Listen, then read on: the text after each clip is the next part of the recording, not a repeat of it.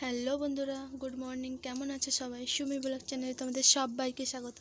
তো চলে এসেছি অনেক দিনের পর একটা ব্লগ নিয়ে। তো চলো দেখতে থাকো, রোজ দিনের ব্লগ দিব। চান টান করে চলে এসেছি, এবার খাওয়া দাওয়া কমপ্লিট, ভাত বসিয়ে দিয়েছি। এই যে রান্নাঘরে চলে এসেছি, রান্না করব এবার। তো চলো, যে ডালটা আমি বসিয়ে দিয়েছি সেদ্ধ করতে, আর এখানে আলু আর কুমড়ো কাটা আর পেঁয়াজ আর আদা, আর দেখতে পাচ্ছ এই যে মাছ, এটা হলো চিংড়ি, কুমড়োর তরকারিতে পড়বে। আদাগুলোকে না বাটলেও চলবে, তাই আমি এই ছেলাটা দিয়ে ছেলে নেব। আর এটা কী মাছ এটা আমি জানি না, তোমরা জানলে কমেন্ট করে বলবে। তো চলো, এই যে ডালটা সেদ্ধ হয়ে গেছে, এবার ডালটা রান্না করব। তেল দিয়ে দিয়েছি, তারপর জিরা দিয়েছি, তেজপাতা, তারপর পেঁয়াজ দিব। এই যে পেঁয়াজটা লাল হয়ে গেলে ডালটাকে দিয়ে দেব।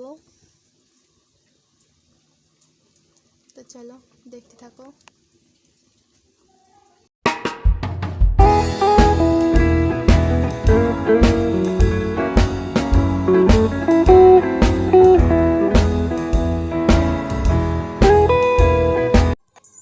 তো বন্ধুরা, ডালটা আমার কমপ্লিট হয়ে গেছে। তো দেখতে পাচ্ছ অন্ধকার কেন বলো তো? আমাদের এখানে মেঘ হচ্ছে, বৃষ্টির জন্য কারেন্টটা পালিয়ে গেছে, তাই লাইটটাও জ্বালাতে পারিনি, আর অন্ধকার হয়ে গেছে পুরো। এবার রান্না করব ঘন্ট, তাই চিংড়িগুলোকে ভেজে নেব। তো এই যে দেখতে পাচ্ছ চিংড়িগুলোকে ভেজে নেব। তো চলো, তো বন্ধুরা এই যে চিংড়িগুলো ভেজে নিচ্ছি। এবার আজকে আমাদের রেসিপি হলো ডাল, চিংড়ি মাছের ঘন্ট, আর ওই যে মাছগুলো দেখালাম সেগুলো ভাজা, আর ইলিশ মাছের ভাজা। তো চলো দেখতে থাকো, আর এবার থেকে ডেলি ব্লগ ভিডিও পাবে, আর এবার থেকে মেহেন্দির ভিডিওটাও দিব। তো তোমাদের যদি আমার ভিডিওগুলো ভালো লাগে তাহলে লাইক, শেয়ার আর সাবস্ক্রাইব করে দেবে প্লিজ, তোমরা আমার পাশে থেকো।